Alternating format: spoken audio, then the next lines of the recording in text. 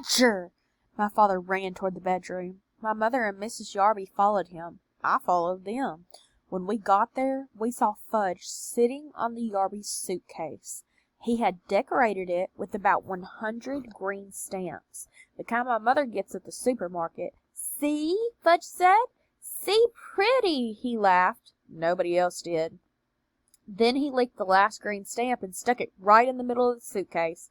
"All gone!" Fudge sang, holding up his hands. It took my mother half an hour to peel off her trading stamps and clean up the Yarby suitcase. The next week, my father came home from the office and collected all the cans of Juicy-O in our house. He dumped them into the garbage. My mother felt bad that my father had lost such an important account, but my father told her not to worry. Juicy-O wasn't selling very well at the stores. Nobody seemed to like the combination of oranges, grapefruits, pineapples, pears, and bananas. "You know, Dad," I said, "I only drank Juicy-O to be polite. I really hated it." "You know something funny, Peter?" my father said. "I thought it was pretty bad myself."